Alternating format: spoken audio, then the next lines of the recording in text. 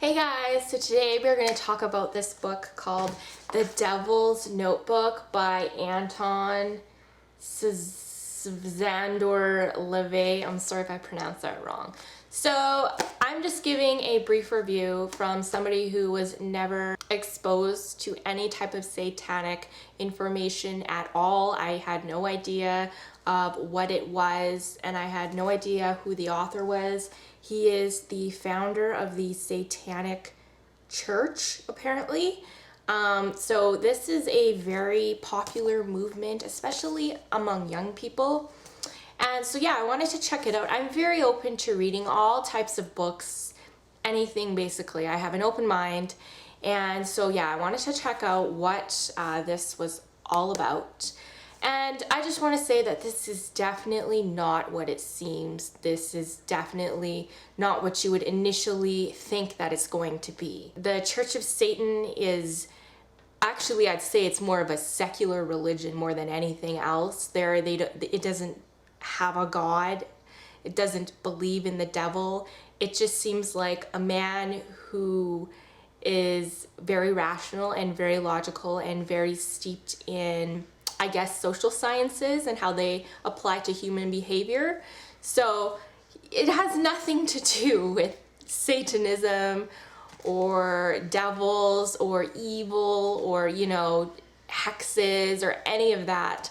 He simply says that the facade of Satanism, he uses it as a smokescreen or a straw man or just a mask for society's need for something to hate, society's need for an opposition or an enemy. And he kind of implies that the church made up Satanism, or the church demonized Satanism and witchcraft and, spiritual rituals and things like that as something evil, so that society would have something to share a common opposition in. He kind of explains that society needs something to have as a common enemy in order to unite, and that the government and the other organizations that are ruling the world create these common enemies for everybody to be afraid of to control society. Basically, it's just a tool of control.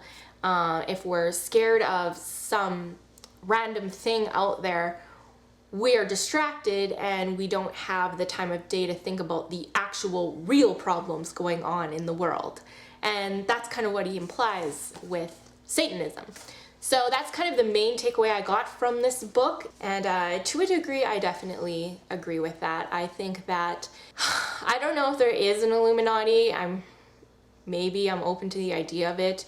But I do feel like because governments, and I'm not even sure governments control us, but whoever is controlling the masses, because they cannot do it by force anymore, they have to use mental tricks to do it. They have to use mind control, media, constant exposure, repetition, things like that. They have to use mental ways now to control us and to distract us. Distraction is a huge way that society is controlled, I think.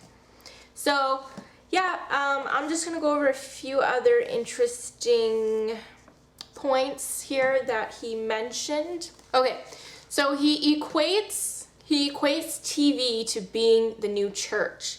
So in the past, the church is what controlled how everybody behaved and what people could do and not do, basically. And well, now the church has lost its influence, obviously, and he says that now the TV has taken that place of the church. And he says, the consumer society in which we now live is an extension of the society once governed by religion for many centuries. Instead of obeying the Holy Bible, right or wrong, TV advertising now instructs what to buy and what not to buy. The clergy of the TV religion are those entertainers, newscasters in particular, who nightly spread the word from their cathode ray pulpit. This guy has really frivolous style of writing, I find. The network newscasters are the high priests and the high priestesses of Satanism, bending the minds of viewers to the requirements of consumer marketing. So he kind of equates the hierarchy positions in the priesthood to, you know, local celebrities and newscasters and anchors and entertainers. And this is our new church now. This is our new religion. And in some way, I found that pretty profound, and I do agree with him on that point. TV is definitely our new religion. And I don't know if it's better or worse.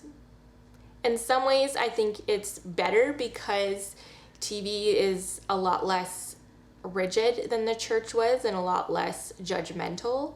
And so there's a lot more room for freedom of speech and freedom of thought, even though you are kind of in a way being brainwashed. I found the church was a lot more strict and harsh.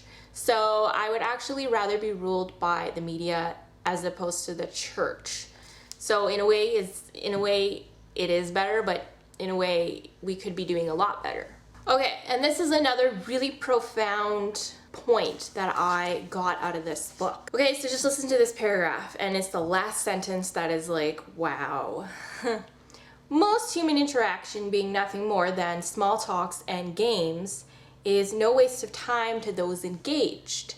It is, in fact, necessary to their survival, for they would die of boredom otherwise. He's very cynical of society and mediocre people. To the maker, the archetyped, the self-sustainer, human interaction is usually a waste of the most precious thing in his vital existence. Time. Time spent in being liked could better be devoted to liking being.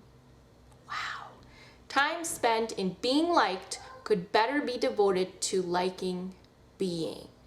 That is so zen to me, it's so spiritual, and you can tell that this guy has definitely done a little bit of introspection, for sure. All in all, it was an okay book. I'm not gonna say it's like the best book I've ever written and it's like so good and everybody should read it, because it did have a lot of filler in it, and it did have a lot of like just random ramblings that didn't really have a point.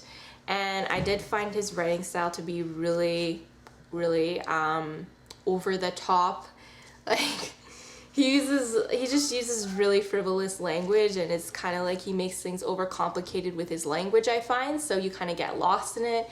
I prefer simplicity in writing style, but there were some good points in that book, and I don't regret reading it. So that's just a little takeaway of what Satanism is all about. Let me know your thoughts below on it, and if you've had any exposure to it in your past and what you think of it. And I will see you guys in the next video. All right, bye.